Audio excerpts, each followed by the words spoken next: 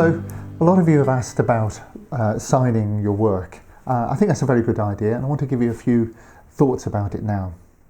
The simplest way is essentially just to use an indelible marker, something like this, which you can just write your name. And I would put your name, the date, which is usually just a year, and possibly the wood, if that's particularly of interest.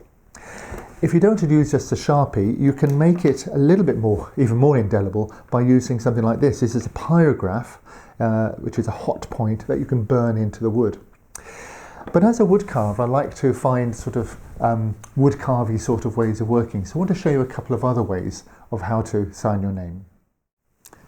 This is a relief carving that I made quite a few years ago, and I decided to sign it on the front. Have a look down here. I've worked out a sort of pattern of my name and the date, and I've stabbed it in using gouges and chisels and little punches here. There are various options, so let me just show you what I did. You want to work out your pattern on paper beforehand and practice so you've got something you really like. And curves like this, you want to work to fit your gouges, so you can work from your gouges to the curve. You put the curve in basically by stabbing, so the tool will come straight down like this on the line, and in this case I'm going to wind it round and so on. Now if I wanted to go the other way, I could pick a different curve or just pick up the curve, that sort of thing. So that's what we're doing.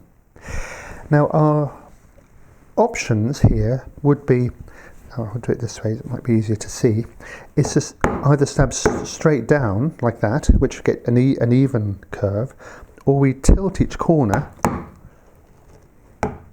so we actually get more of the corner part of the curve, do you see? So you can almost get yourself a serif by emphasizing the very ends. And that would be the same would be true of a chisel. You can either go square in, or you can emphasize the corners like that. Now you would mix these curves and these straights together to make whatever letter it is in the pattern, and with the little points I just use a nail or something like this, a little punch, easy to make, and you can use these points just to make some sort of accent or something interesting in the pattern. So that's essentially how you do it. Draw it out on paper first, and then you have a choice of either making more of the ends or making it square like that. The last method I'm going to show you is probably my favourite. If you have a look under this horse here, you can see this little brass plate.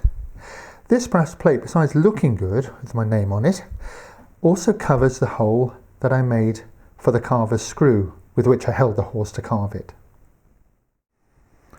I use carver's screws a lot. They fit into the back of the carving, support it, like so. But the problem is that you are left with a hole. You do need to drill this hole for the screw to go in. So my solution, which is also how I sign the work, is with a little brass plate. So I've had these made, it's got my name, Woodcarver, and they're made to a particular size. Now this is really an important point. A little bit expensive, but they are made to the size of this Forstner bit.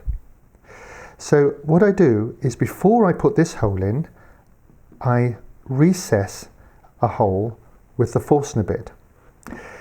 Then I drill my hole for the screw, and then in the end I can cover that hole up with this little plate, and it's held in position with simple pins.